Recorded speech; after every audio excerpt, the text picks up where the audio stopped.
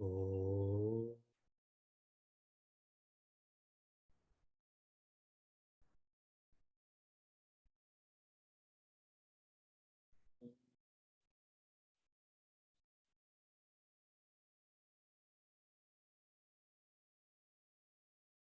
Oh.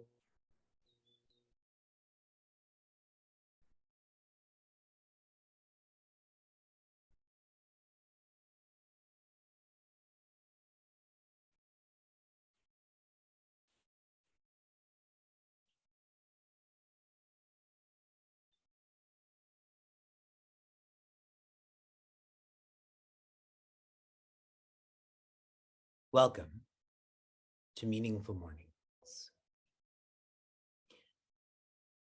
On Saturdays, we walk. On Sundays, we talk. Monday through Friday, we sing. And another perspective on this is we sit. We sit with the idea of freedom. We sit with ourselves. Right now, all of you are sitting. You may think that you're sitting with me or others. Really, you're sitting with yourself. This is called swadhyaya. Swadhyaya. You're getting to know yourself. You're being closer with yourself. In a lighter sense, this is a form of self-therapy. The more you understand yourself, the more you can relate to the world. In a higher sense, this is called upasana. Sitting near freedom, sitting near your potential, sitting near infinity. What upasana does to us in a visceral way is our dependence shifts from articles, beings, and circumstances to divinity. Freedom, your potential, yourself is divine. We are not children who have to learn about the A's, B's, and C's. We have to learn about D. That's where we are in our evolution. But what's amazing about this, there are no more letters after that. Just divinity. Yesterday, I introduced a term from our Upanishad, Shvobhavaha. Please repeat that. Shvobhavaha. The first part, Shvaha, which means tomorrow. The second, Abhavaha, will not last. Shvo Abhavaha means all our experiences, our equipments, our ego will not last till tomorrow, will not last until today. They do not last. So why are we dedicating all that we are and all that we have to that which doesn't last? This is like being in an abusive relationship. Why? Why would I invest in that when I'm only being harmed and not helped? I was sharing with our parents in parenting culture recently a subhashitam, or words of wisdom, ends with dharmo mitram mritasya cha. Dharma, we all know what that means, responsibility, which leads to integration. Mitra, friend. Mritasya, when one dies. When one dies, nothing is coming with you other than what integration you facilitated while living. So who is your only friend? Dharma. Not people on Facebook, not your neighbors. It is only Dharma. In chapter 8, in the section we're in, Sri Krishna gives us a plan on how we can tune into him, how we can have bhakti towards him. In verse 7, he says, Mai arpita mana buddhi. Mai, to me, arpita, dedicate, offer, surrender. What? Mana buddhi. The emphasis here is not on what you have, but who you are. Giving what you have should be easy, should be done. Now giving who you are. These 4 words, Mai, Arpita, Mana, Buddhi, Sri Krishna uses again and again and again in Bhagavad Gita. Anyone who wants a sign for their home or a tattoo on their body, choose these 4 words, okay? See how active this guidance is. By doing so, in verse 14, Sri Krishna uses another phrase he uses again and again and again in Bhagavad Gita. Nitya yuktasya yogina. One who is surrendering their inner world, they are yogis. Not those who manipulate their bodies, not those who name themselves yogi. Wasn't his name Yogi Bear? There's a cartoon character called Yogi Bear, right? See my point. That person is a yogi. How did they know this? Nitya yukta. There are no conditions between their relationship with Sri Krishna. No complaining, no blaming, no annotating, no context.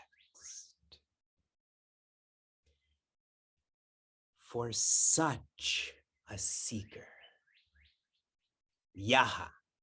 What does Yaha mean? You. Being with Sri Krishna, being Sri Krishna is sulabha. Sulabha means easy. It is easiest to forgive ourselves. Even though we don't deserve it, we forgive ourselves. It is easiest to love ourselves. That same intensity towards Sri Krishna. I have found this notion of sulabha can only happen if you actually see another seeker, another person living like this. If you don't see that, this is all theory. But once you see such a being, you start to change. That it is possible for me to live like this. It is probable for me to live like this. I am positive I can live like this.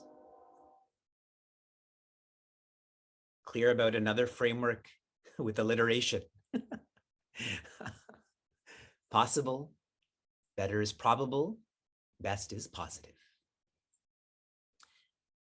Verse 15.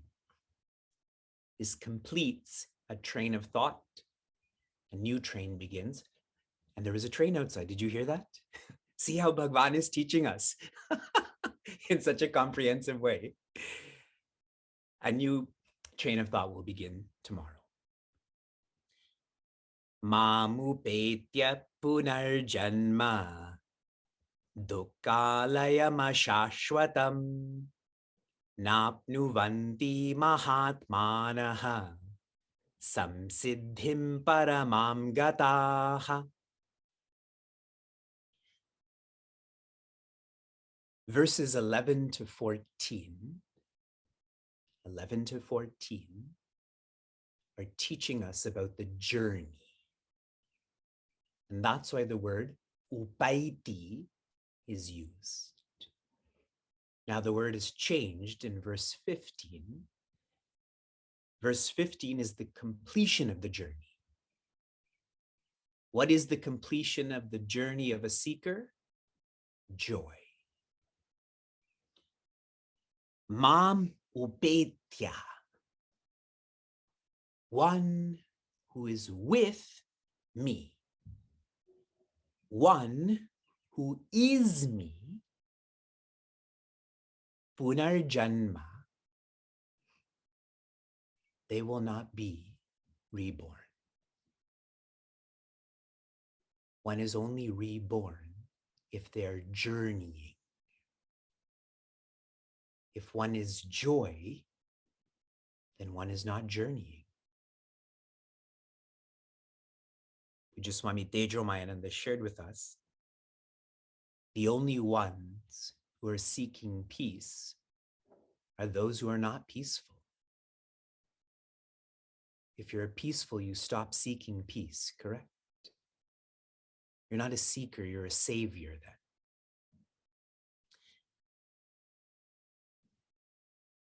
Dukkhalayam ashashvatam. What does it feel like to be born? Dukkhalayam. It is the abode of sorrow. When people introduce me, they say, Vivekji lived at Sadhanalaya, the abode of journeying. Being reborn is dukkam. Kam means space or context. And du, that which is filled with stress, anxiety, dejection. Why is it like this? Why is the multiverse? Why is society? Why is this body of the nature of stress, anxiety, dejection? Shri Krishna explains ashashvatam. Shashvata is one of my favorite words in Vedic philosophy. Shashvata means that which is ever fresh. Ashashvatam means that which is ever changing. The notion of ever freshness means that it is infinite. That which is ever changing means that which is finite. All that we experience, all of our equipments are kshanam vittam, kshanam chittam. Perpetually changing, which is why living is tiring. If you don't believe me, imagine the whole time in Meaningful Mornings, I'm just teaching like this. Pay attention to my hands, pay attention to my hair, and so on. It's exhausting. What do I look at? Where do I go? Kshanam vittam. All that we have lasts a moment. Kshanam chittam. All that we think about definitely lasts a moment, correct? Na apnuvanti mahatmanaha. For the one who is with me, for the one who is me, they are not reborn again. They are Mahatmas. Many share that the teaching of Bhagavad Gita is determined by the first and last words. The first word, dharma. The last word, mama. So people think that the teaching of Bhagavad Gita is mama dharma, my responsibility. This is inaccurate. The teaching of Bhagavad Gita is shared here in this word Mahatma. It is mama atma. What is Bhagavad Gita guiding us to? Myself, my spirit, my nature. So whenever you hear this word Mahatma, like Mahatma Gandhi, reflect on Mama Atma. Only one letter is changed from H to M. Finally, Samsiddhim Paramam Gataha, the one who knows me, the one who is me, Paramam Gataha, they have reached the end of the journey. There's nothing more to be reached. They are Samsiddhim. They are not powerful, they're peaceful. Siddhi, powerful. Samsiddhi, peaceful. A reflection point here is, what is the only facet of the multiverse? What is the only facet of your life that does not change? Existence, awareness, joy. Rebirth symbolizes change. No rebirth symbolizes that which is changeless. So knowing Shri Krishna, being with Shri Krishna, is equivalent to knowing, being, existence, awareness, joy. From infinite inspiration, like what can be more inspiring than these verses, to application. A recent application of yours was to come up with 7 signs of attachment.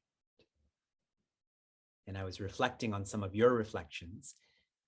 What Geeta from Toronto shared was, one knows they're attached if they have a what's in it for me attitude. That is a fine point. What's in it for me?